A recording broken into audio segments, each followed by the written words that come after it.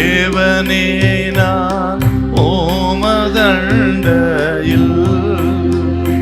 இன்னும் நெருங்கி சேர்வதே என் ஆவல் பூமியில்.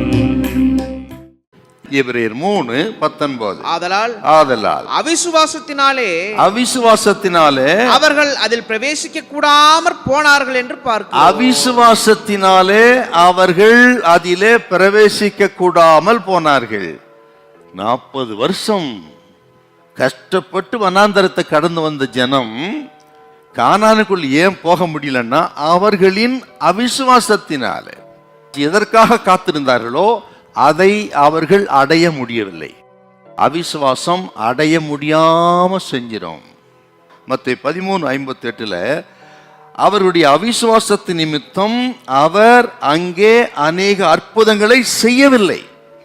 அவிசுவாசம் ஆண்டவர் கரத்தையே முடக்கெடுத்து பாரு.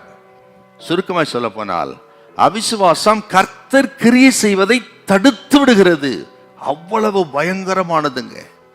நம்ம எவ்வளவுதான் உழைச்சாலும் சரி, படிச்சாலும் சரி, சாதிக்க நினைத்தாலும் திறமைகளாயிருந்தாலும், ஆனால் ஏன் நடக்கலைன்னா கிரியை செய்யக்கூடாதபடி தடுக்கக்கூடிய பொல்லாத ஒரு பாவம் இந்த அவிசுவாசம். அதனால கர்த்தருடைய பிள்ளைகள் சூழ்நிலை அல்ல, எதிரான மனிதர்களே அல்ல, நமது பலகீனங்கள், நமது திறமை இல்லாத காரியங்கள் இல்லை, எல்லாவற்றும் ஒரு பக்கம் வச்சுட்டு 100% ஆண்டவரின் வார்த்தைகளை விசுவாசிப்போம். கர்த்தர் சொல்லுகிறார், அவரால் ஆகாதது ஒன்றுமில்லை. அப்போ விசுவாசம் இருந்தா தேவையில்லாத இந்த கவலைலாம் நமக்கு வராது. விசுவாசம் கவலைப்படாது. கவலைப்படாததுக்கு பேர் விசுவாசம். ஆக அநேக கவலையோடு இருக்கலாம், இன்னைக்கு பாடுகளோடு இருக்கலாம்.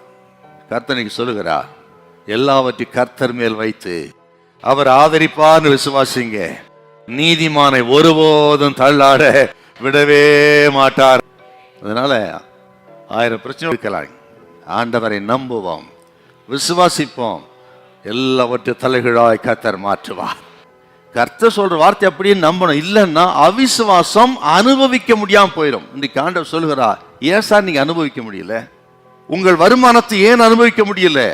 எவ்வளவு கடினமா உழைத்தும் தேவ பிள்ளைகள் ஏன் சந்தோஷமா இருக்க முடியல? உழைப்புக்குரிய பலன் ஏன் வரல? வேற ஒன்றும் பிரச்சனை இல்லைங்க, உங்கள் அவிசுவாசம் தான். இன்னைக்கு நான் கர்த்தர் சொல்றாரு உங்களை பார்த்து, இன்றைக்கு இந்த அவிசுவாசத்தை விட்டு விசுவாசிப்போம். அவரால் ஆகாதது ஒண்ணு இல்லை அப்படின்னு மட்டும் நம்புங்க. கர்த்தர் சொல்லுகிறார், இன்றைக்கு வானத்தின் பலகைகளை திறப்பார், இடம் கொள்ளாமற் போக மட்டும் ஆசீர்வதிப்பார். இன்னும் கர்த்தர் சொல்ற, நீ இழந்து போன எல்லாவற்றையும் கர்த்தர் திரும்ப கொடுப்பார். கர்த்தரால் ஆகாதது ஒன்றுமில்லை, அவரால் எல்லாம் கூட. வானம் பூமி ஒடிந்து போனாலும் சரி, அவர் வார்த்தைகள் ஒருபோது ஒடிந்து போகாது. ஹல்லேலூயா, ஹல்லேலூயா.